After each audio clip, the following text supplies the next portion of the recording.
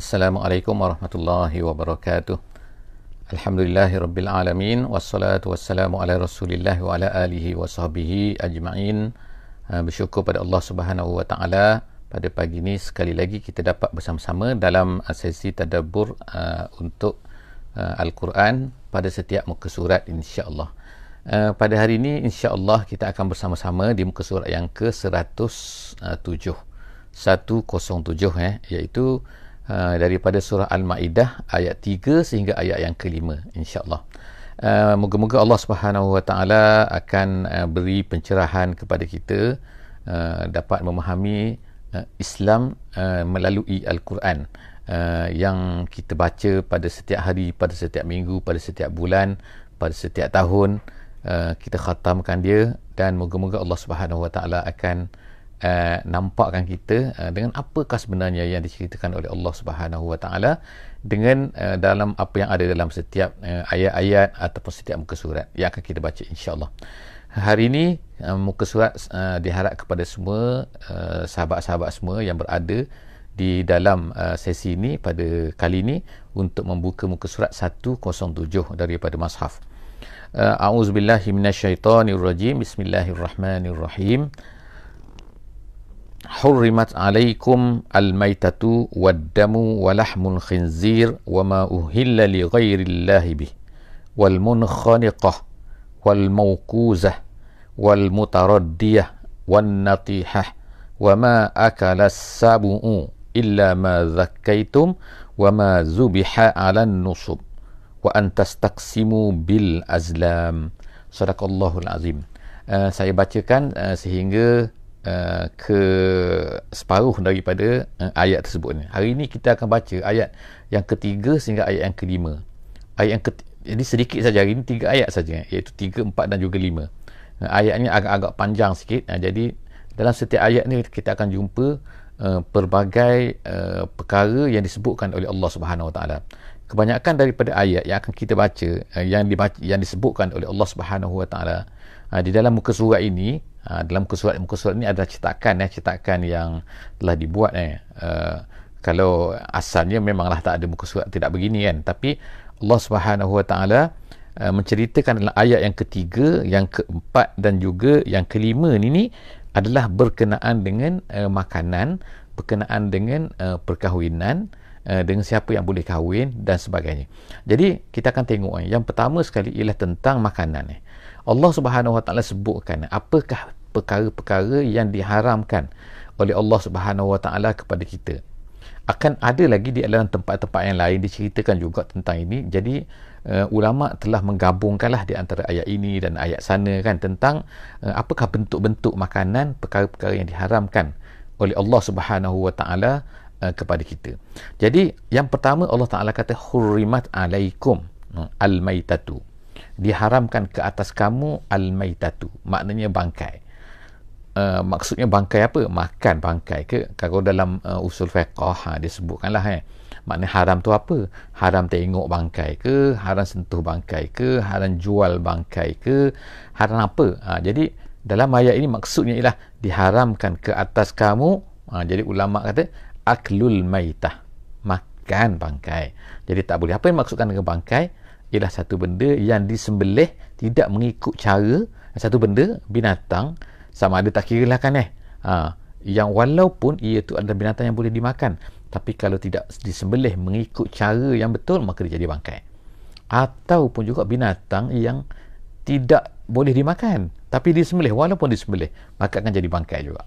Jadi artinya bangkai ni ialah tak kira lah sama ada kemungkinan makanan tu binatang tu binatang yang boleh dimakan atau binatang yang tidak boleh dimakan, tapi yang mesti sembelih tapi tak mengikut cara dia, maka dia akan jadi bangkai. Ataupun binatang tu memang tak boleh makan, monyet ke, ambuk ke, orang Brunei cakap, ataupun apa-apalah binatang yang tak boleh dimakan kan, harimau ke, kucing ke, kalau disembelih kucing, maka dia jadi bangkai juga. Sebab apa? Makanan binatang yang tidak boleh dimakan, walaupun disembelih, dia akan jadi bangkai juga. Jadi Allah Ta'ala haramkan semua benda-benda ni. Haramkan bangkai, sambil-sambil tolong pastikan suara clear InsyaAllah just nak check jadi diharamkan makan bangkai, nombor satunya. Yang kedua, wadamu, dan juga darah. Apa maksud darah sini? Darah macam mana? Jadi darah disebutkan dalam surah Al-An'am bahawa darah yang dimaksud sini darah masfuha, iaitu darah yang mengalir. Maknanya kalau dituang tu dia akan jadi, kalau maknanya letak ni dituang, dia akan, kalau dia beku tu cerita lain lah kan, tapi maknanya dalam keadaan biasa, so dia itu daman, diharamkan.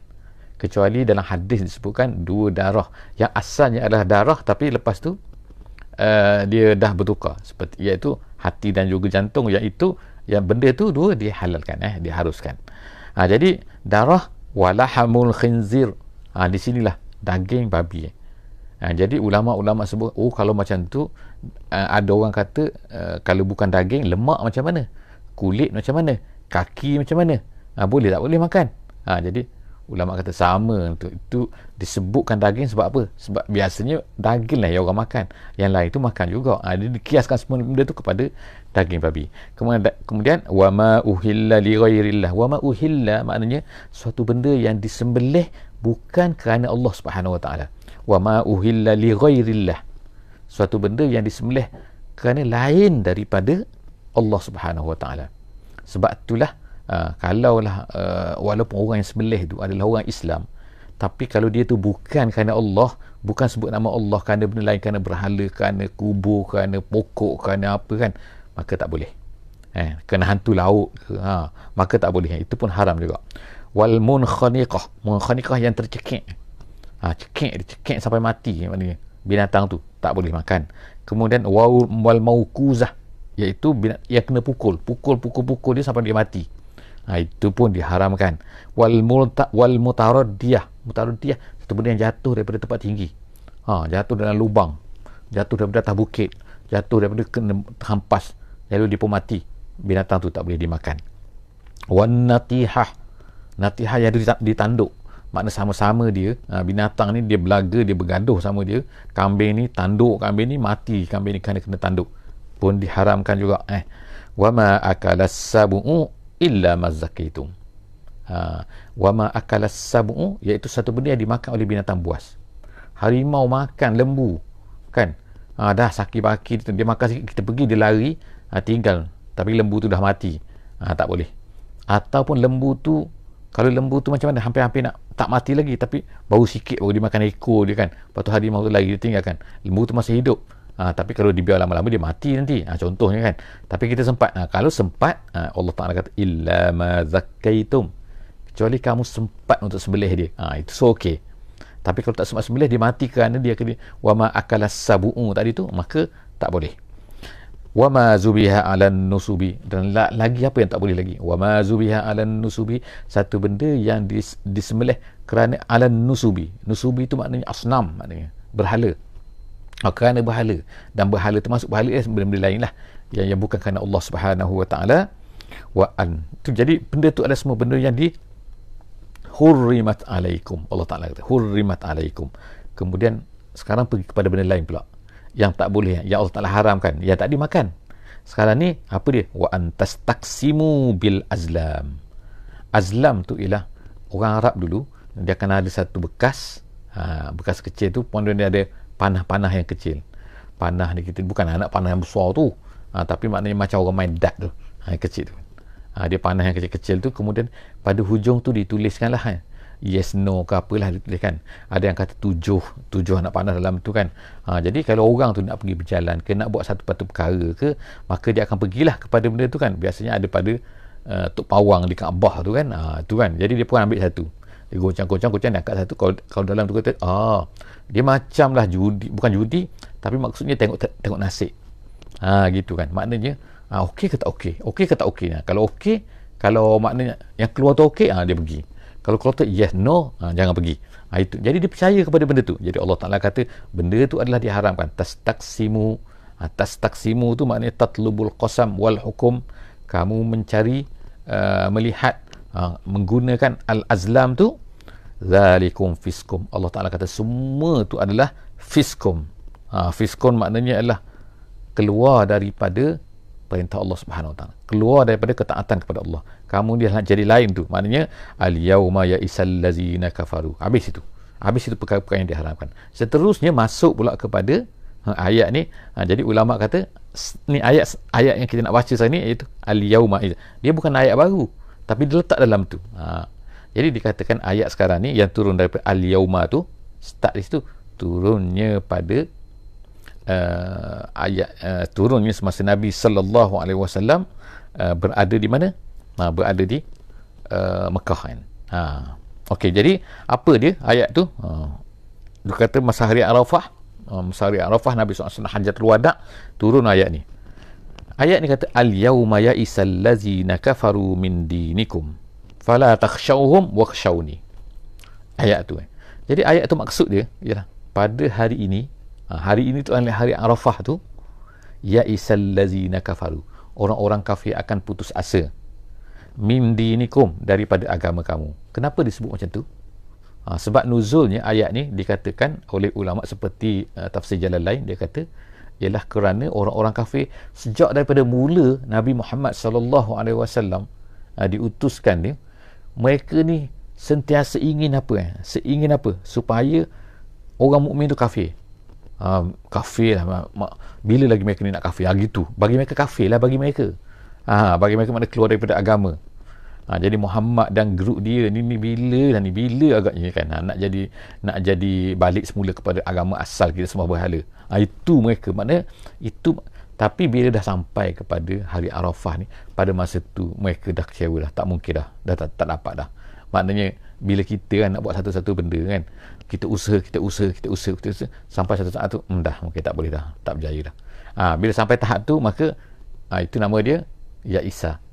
Jadi Allah Subhanahu wa taala sebut ini, pada hari ini ya'isal ladzina kafaru min dinikum. Pada hari ini orang kafir dah putus asa dah, tak mampu lagi dah, tak larat dah. Jadi kan fala takhshawhum. Jadi Allah Subhanahu wa taala perintah, yang penting tu perintah tu kan. Itu hakikat. Allah Ta'ala akan sampai satu masa kalau kita berpegang betul-betul kepada agama kita. Orang-orang non-Muslim ni, musuh-musuh Islam ni, maksud saya musuh-musuh Islam ni akan berusaha, dia akan fikir apa? Nak murtadkan kita, nak kembalikan kita, nak keluarkan kita daripada agama kita ni. Jadi mereka ni tak akan putus asa, akan nak berfikir juga. Sampailah kalau kita, sebab itulah kita kena apa perintah Allah Subhanahu Wa Taala sini, fala takhshawhum, jangan kamu takut pada mereka. Kadang-kadang orang kita ni kan, orang yang beriman ni, dia rasa takut kepada orang kafir, lalu dia pun kepada musuh-musuh Islam, lalu dia ikut musuh-musuh Islam tu. Nak macam mana? Jadi Allah Ta'ala kata jangan. Kalau kamu berpegang kepada agama Allah Subhanahu Wa Taala, nantilah kamu akan berada dalam Islam ni, dan mereka akan putus asa dengan kita kan. Biar mereka putus asa, kita nak macam tu kan, tapi dengan syaratnya kita takut pada Allah Subhanahu Wa Taala, jangan takut pada mereka. Allah Ta'ala kata fala takhshawhum wakhshawni, kamu hendaklah takut pada aku saja. Kemudian al-yauma akmaltu lakum, pada hari ini juga, iaitu pada hari Arafah Hajjatul Wada' ini, Allah SWT kata akmaltu lakum dinakum, aku sempurnakan untuk kamu agama kamu. Jadi dalam tafsir dia kata Allah SWT, ayat ini bukan ayat terakhir turun, tapi Allah Ta'ala memberitahu kepada Nabi kita sallallahu alaihi wasallam antara ayat-ayat yang akhir turun, iaitu dari segi selepas daripada ayat ini tak ada lagi ayat-ayat hukum yang turun, maknanya tak ada lagi mansuh-mansuh, tak ada dah kan. Semua benda selepas daripada ni ayat-ayat yang bukan hukum, selepas daripada ayat ni ayat mana? Ayat al-yauma akmaltu lakum. Sebab itulah Allah SWT kata akmaltu, aku sempurnakan untuk kamu agama kamu. Jadi kita kata Islam ini adalah sudah kamil. Jadi bila Islam telah kamil, Islam tak perlu lagi ditambah-tambah daripada benda lain, dah cukup dalam Islam tu. Cuma dalam kehidupan kita boleh ambil benda yang tak haram, benda yang tak salah, kita ambil walaupun daripada orang yang bukan Islam, tak jadi masalah. Tapi untuk Islam kita tak perlu tambah-tambah lagi. Untuk Islam, prinsip dalam Islam dah cukup dah. Allah Ta'ala dah kata akmaltu lakum, aku dah sempurnakan, dah cukup dah. Kemudian wa atmamtu alaikum ni'mati, aku telah sempurnakan. Yang tadi akmal tu kamal, kan? Tamam maknanya sempurna juga dalam bahasa Melayu kan. Aku tamamkan kepada kamu nikmati, nikmatku. Apa nikmat aku sini? Nikmat yang terbesar ialah nikmat Islam lah, nikmat iman, nikmat Islam. Jadi Allah Ta'ala dah beri kepada kita kan, kepada Islam, makna Islam tu lengkap. Kemudian wa raditu lakumul Islam madina, aku redha Islam ini menjadi din kamu, menjadi cara hidup kamu. Jadi kalau kita mencari cara hidup yang lain daripada apa yang diredha oleh Allah Subhanahu Wa Taala, artinya kita mencari satu benda yang Allah Taala tak redha, nak cari selain daripada Islam. Jadi Islam itu saja yang Allah Taala redha, yang lain Allah Taala tak redha lah. Nasrani ke, Kristian ke, Yahudi ke, apa lagi lah yang lain daripada itu kan Allah Ta'ala tak redha dah. Allah Ta'ala redha saja Islam saja. Famanitturra, tengok kan, dah sempurna, kemudian kembali semula kepada makan. Kita tengok ada hikmah di sini kan, ada hikmah di sini. Maknanya ialah apa, kalau lah masih ada orang kata makanan lah gini kenapa lah gini, dah Allah Ta'ala dah sempurna lah, dah sempurna dah tentang makanan. Jadi kecuali sekarang ni sampai kepada ayat ni, kalau dalam keadaan terpaksa. Macam mana kalau terpaksa pula? Allah Subhanahu Wa Taala tak nak memberatkan kita sampai kita ni biar mati. Tak. Allah Taala sebutkan kan, dia akan memberi rukhsah kepada kita dalam setengah-setengah keadaan, apabila keadaan nyawa kita ter-affected kan, satu benda kehidupan kita sampai ter-affected, ulama kata maka lahirlah di sini hukum yang memudahkan. Satu benda tu iza daqa ittasa, kata kaedah kan, dalam fiqh. Jadi dia kata satu benda ni apabila dia daqa, dia dah tersempit sangat, maka dia akan jadi luas. Maknanya bila dah teruk sangat, berdasarkan kepada mana? Inilah ayatnya. Allah Ta'ala kata apa? Famanitturra, siapa yang terpaksa. Terpaksa makna apa? Dia kelaparan ke, tak ada benda nak makan ke, fi makhmasatin. Fi makhmasah tu makna dalam keadaan yang sangat-sangat lapar. Makhmasah. Jadi siapa yang terpaksa kan, fi makhmasatin ghaira mutajanifin li ismin, tetapi dengan syarat dia ni bukan mutajanif. Mutajanifin tu maknanya mailun, maknanya cenderung, maknanya cenderung li ismin, makna cenderung tu maksudnya dia memang jenis nak buat dosa, gitu. Bukan dia nak buat dosa, tapi oleh kerana terpaksa. Tu syarat dia tu kan. Yang pertama terpaksa kerana lapar, dan kemudian dia bukan nak buat benda tu, bukan ada keinginan dia tu. Kalau dia kata best lah hari ni aku dapat makan babi dah, dia kata dah sebab lapar ni kan, aku cari pasal, memang dia nak, tu tak boleh. Maknanya dia makan pun dalam keadaan dia ni tak suka benda tu. Sedap, bukan sedap tak sedap tu cerita lain kan. Nak masak sedap jadi sedap kan, tapi sebab tak ada, terpaksa dia nak mati kan, lapar sangat kan, terpaksa makan. Itu, tapi dia tak ingin benda tu. Allah Ta'ala kata ghaira mutajanifin li ismin fa innallaha ghafurur rahim, maka Allah Subhanahu Wa Ta'ala, tengok kan, Allah Ta'ala kata, Allah Ta'ala bukan boleh makan disebut situ kan, tapi sesiapa yang terpaksa tetapi tidak, maka Allah Ta'ala kata Allah Ta'ala akan ampunkan dia. Maknanya boleh makan lah maksudnya, dengan dapat keampunan. Fa innallaha ghafurun, pengampun ma'akala, kata tafsir ma'akala, apa yang dimakan. Dan kemudian rahimun, rahimun tu sangat kasihan belas. Sangat kasihan belas maknanya kan, maknanya Allah Ta'ala sayang pada kita. Allah Ta'ala tak menzalimi kita, dia sayang pada kita, kecuali lah orang yang mutajanifin li ism tadi tu.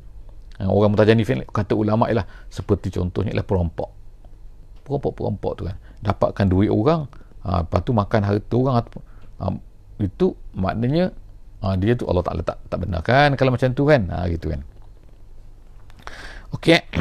Seterusnya yas'alunaka, Allah Ta'ala kata lagi maza uhilla lahum, yas'alunaka maza uhilla lahum. Kemudian mereka bertanya, mereka ni sahabat-sahabat lah, bertanya kamu wahai Muhammad, maza uhilla lahum, apa yang halal untuk kita. Ini tunjukkan maknanya betapa rapatnya sahabat dengan Nabi SAW kan, dan mereka ni sentiasa inginkan jawapan.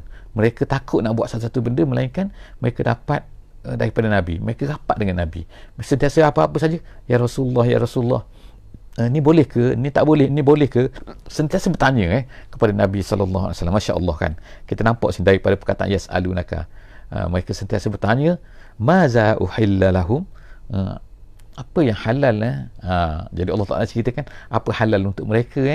Jadi mereka bertanya, kemudian Allah Subhanahu Wa Ta'ala pun menjawab.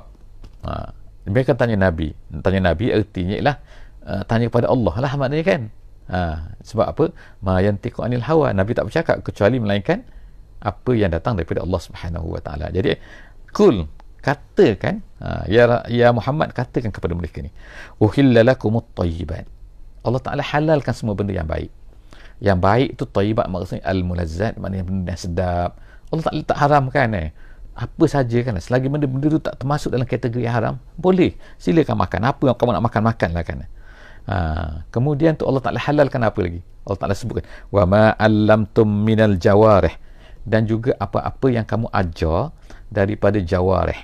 Jawarih ni asalnya ialah al-jurhu, maknanya luka. Al-jawarih maknanya peluka-peluka. Apa maksud peluka? Iaitu binatang-binatang yang digunakan untuk perburuan. Contohnya apa? Boleh guna apa saja. Anjing boleh. Kemudian binatang buas boleh. Mana tahu kan kita ada ni boleh pandai menjaga harimau, ataupun menjaga serigala, ataupun menjaga dombong tu, hyena tu. Mana tahu kan kita boleh didik dia, kita boleh jaga dia. Tapi syarat dia ialah apa-apa saja, termasuk burung sini. Setengah-setengah tempat seperti di Tibet ke, di Mongolia ke kan, ataupun di Turkistan ke, mereka tu gunakan burung untuk berburu, burung helang ke, burung apa kan. Jadi kemudian, tapi ada syarat dia. Jadi Allah Ta'ala kata, ini boleh kamu makan ni. Kamu makan hasil-hasil daripada beruan menggunakan binatang-binatang ni kan. Jadi macam mana tapi? Mukallibin. Allah Ta'ala kata dengan syarat dia tu mukallibin. Mukallibin ni artinya bukan anjing. Tapi mukallibin ni ialah iaitu maksud dia ialah satu benda yang diperolehi, minta maaf mukallibin ni artinya ialah kalau orang Arab lah dia bercakap macam ni, kallabtul kalb. Kallabtu ni maknanya aku utuskan, aku lepaskan anjing tu, gitu kan. Maknanya satu benda yang digunakan, dilepaskan untuk berburu. Mukallibin maknanya kamu gunakan untuk berburu, gitu mukallibin. Kemudian syarat dia lagi apa? Tu'allimunahunna, yang mana kamu mengajar dia. Maknanya kalau tak ajar tak boleh.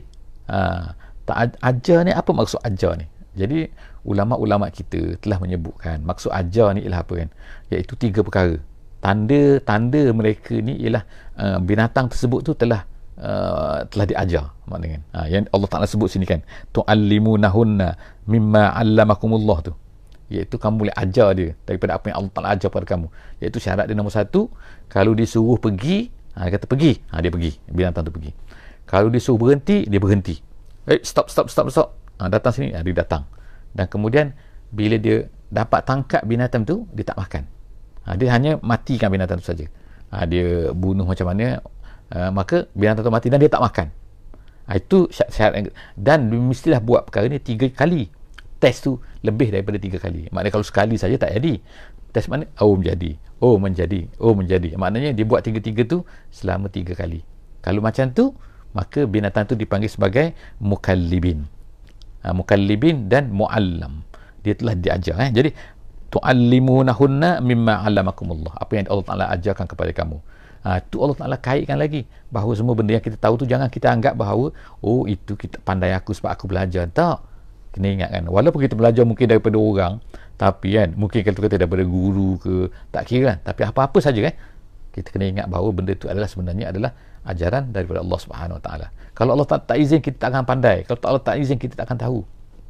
Guru tu, cikgu ke, syekh ke apa semua kan, itu adalah merupakan wasilah kan, alat saja kan.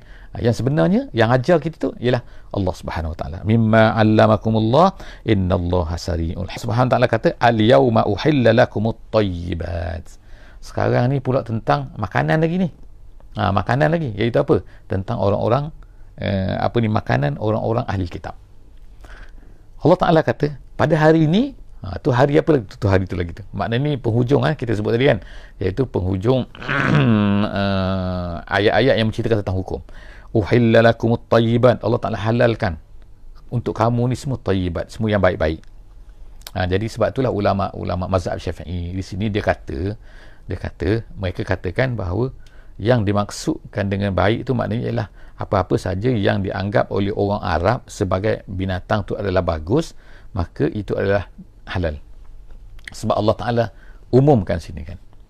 Gitu kan. Kecuali apa yang diharamkan lah, yang disebutkan dalam hadis-hadis Nabi SAW kan. Jadi untuk detail tu boleh tengoklah insyaAllah kitab-kitab fiqh dan sebagainya. Jadi Allah SWT kata pada hari ini aku halalkan untuk kamu at-thayyibat. Kemudian wa ta'amul ladzina utul kitab hillul lakum wa ta'amukum hillul lahum. Makanan orang ahli kitab. Maksud makanan di sini, jadi ulama kata ialah sembelihan mereka. Bukan makanan mereka tu makanan yang diproduksi oleh mereka, tapi maknanya ialah sembelihan mereka. Sembelihan ahli kitab tu boleh dimakan oleh kamu. Allah Ta'ala kata. Erti ahli kitab ni siapa? Ikut mazhab Syafi'i ialah orang yang asal memang daripada keturunan Bani Israel, sama ada Kristian ataupun Yahudi. Kalau Kristian yang baru tak boleh diterima. Kristian moden ni, makna Kristian yang asalnya bukan Kristian, baru masuk Kristian, itu dalam mazhab Syafi'i tak terima. Mazhab Syafi'i hanya menerima orang-orang yang asal. Seperti contohnya kalau zaman Nabi tu Quraizah, Qainuqa'nya, An-Nadirnya. Kalau sekarang ni muka Yahudi yang betul-betul darah, kalau kita boleh check sekarang DNA dia darah tu, itu mazhab Syafi'i.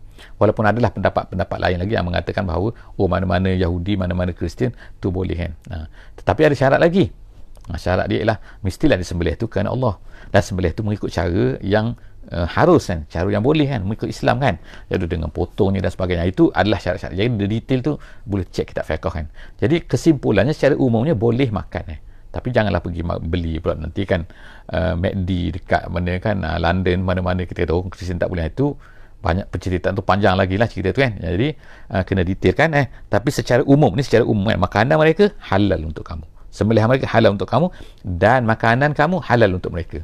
Maksudnya ialah kamu boleh beri makan kepada mereka, itu.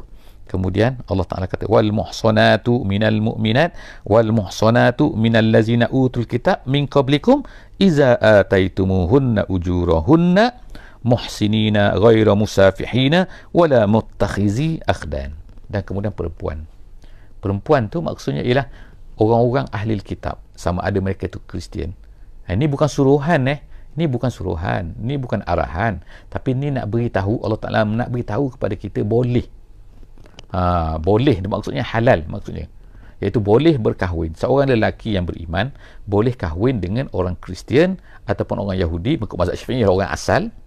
Orang asal ni kalau ikutnya di Mesir, sebagai contohnya ada Koptik, itu orang asal, Kristian asal. Sebab itulah maknanya ramai juga orang-orang orang, maksud saya orang binatang yang disembelihkan oleh orang Kristian sana, tapi mereka sembelih mengikut cara Islam tapi mereka tu mereka tu Kristian di negeri Mesir lah ni cerita ni kan.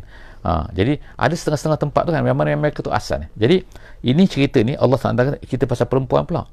Maknanya perempuan ahli kitab, perempuan Kristian, perempuan Yahudi dibenarkan, dihalalkan untuk kamu untuk kahwin, tetapi dengan syarat kamu bayarlah tu. Maknanya kahwin betul maknanya. Bukannya kahwin ambil apa tu kira macam kahwin, tak, tapi kahwin betul. Maknanya kamu bayar, Allah Ta'ala kata kamu bayar maharnya. Itu kan ataitumuhunna ujurahunna, kamu bayar maharnya. Maknanya buat akad nikah semula kan, clear kan dengan baiknya. Muhsinin ghaira musafihin, maknanya buat kahwin betul, bukannya berzina ke. Musafihin ni maknanya ialah berzina cara terang-terang. Kalau mutakhizi akhdan tu ialah berzina juga tapi senyap-senyap. Maknanya semua tu Allah Ta'ala tak benarkan. Allah benarkan hanya kamu kahwin betul-betul. Tapi masalah kahwin dengan Kristian, kahwin dengan Yahudi ni dia depend pula kan, bergantung pula kepada maslahah, kepentingan kan, boleh tak boleh, mereka ni sifat macam mana, itu panjang cerita lagi kan. Sebab pernah zaman Sayyidina Umar tu, Sayyidina Umar tak benarkan orang Islam ni kahwin dengan orang Kristian, kahwin dengan orang Yahudi kepada para sahabat kan. Ada sebab-sebab dia. Jadi insya-Allah kan sahabat-sahabat semua boleh tengok insya-Allah apa yang disebutkan oleh ulama-ulama fiqh dan juga dalam sejarah Islam. Kemudian Allah Ta'ala kata yang terakhirnya wa man yakfur bil iman faqad habita amaluhu. Maksud wa man yakfur bil iman artinya siapa yang murtad selepas daripada dia dah beriman. Dulu dia beriman, kemudian dia murtad. Orang murtad ni Allah Ta'ala kata faqad habita amaluhu, gugurlah segala pahala amalannya yang dia telah buat sebelum daripada ni. Tengok kan, inilah bahayanya kan murtad ni. Murtad ni tengok kan, murtad dari sini ayat ni lah yang mengatakan bahawa murtad ni akan menggugurkan pahala tu. Tengok Allah Ta'ala kata wa may yakfur bil iman, dia kufur selepas daripada dia beriman, maka habita amaluhu, gugur habis amalan baik dia. Maknanya kalau 10 tahun 20 tahun, sebab itulah kita ni kena jaga sangat-sangat kan, jaga daripada perkara-perkara yang boleh menyebabkan kita ni keluar daripada agama, keluar daripada Islam kan. Kenapa? Kerana musibah dia besar, habis pahala-pahala kita kan, kebaikan-kebaikan kita. Yang tinggal tu kejahatan. Masalahnya kejahatan tak gugur, yang gugurnya amaluhu, pahala amal, thawabul amal. Kemudian Allah Ta'ala kata, wa huwa fil akhirati minal khasirin. Di akhirat nanti barulah nampak kerugian. Atas dunia ni mungkin dia tak nampak, tak rugi. Dia kufur, dia murtad, dia dapat duit lah mungkin dan sebagainya kan, wallahu alam, ada orang nak bagi duit pada dia kan, tapi di akhirat dia akan rugi. Memang rugi, bisnes dia rugi kan, pahala dah tak ada, tinggal kejahatan dia banyak kan. Jadi setakat itulah saja insya-Allah muka surat 107. Kita jumpa lagi insya-Allah dalam sesi akan datang, muka surat 108 insya-Allah. Aqul qouli hadza wa astaghfirullahal azim li wa lakum. Kita tangguh majlis kita pagi ni dengan sama-sama kita baca surah Wal Asri. Bismillahirrahmanirrahim. Wal asri innal insana lafi khusr illa allazina amanu wa amilus solihat wa tawasaw bil haqq wa tawasaw bis sabri. Wassalamualaikum warahmatullahi wabarakatuh.